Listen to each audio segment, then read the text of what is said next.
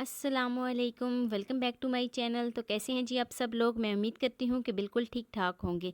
खुश रहें, आबाद रहें, हंसते मुस्कुराते रहें। जहाँ कहीं भी हो अल्लाह ताला सबको अपनी हिफ्ज़ व अमान में रखे और खुश रखे। तो आज हम बना रहे हैं जी मज़ेदार सी चिकन कढ़ाई की रेसिपी।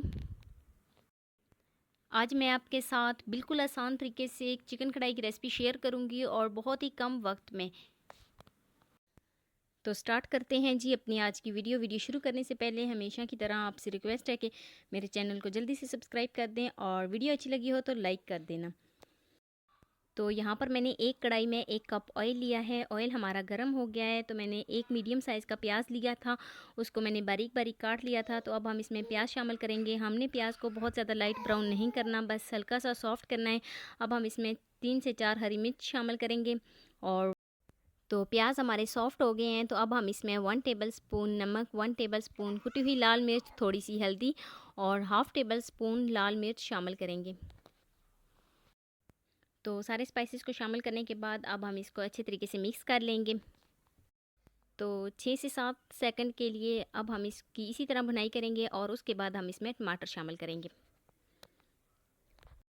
तो यहाँ पर मैंने 2 मीडियम साइज़ के टमाटर लिए थे, टमाटर को भी मैंने काट लिया था। तो अब हम इसमें टमाटर शामिल करेंगे और अच्छे तरीके से मिक्स करेंगे और 6 से 7 मिनट के लिए मसाले की भुनाई करेंगे।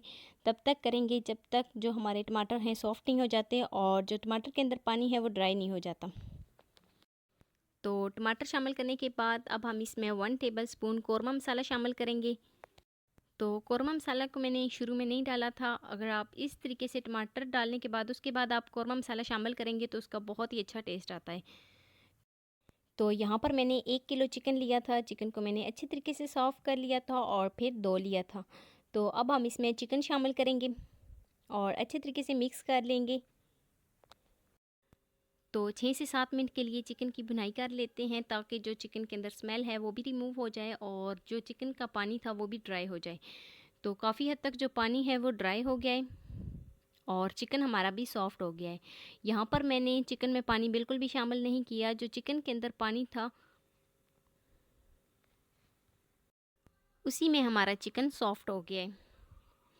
तो अब हम कर देते हैं जी फ्लेम को ऑफ़।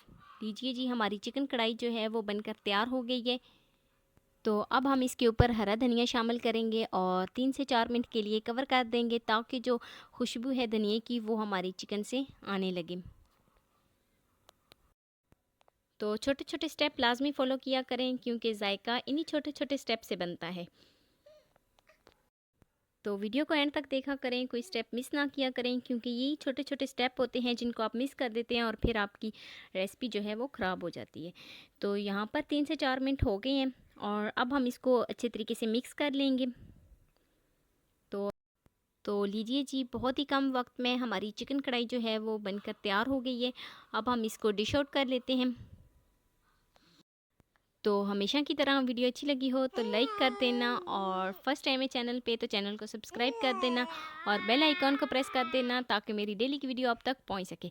अपने दोस्तों के साथ शेयर करना और एक प्यारा सा खूबसूरत सा फीडबैक देना कि मेरी आज की रेसिपी आपको कैसी लगी।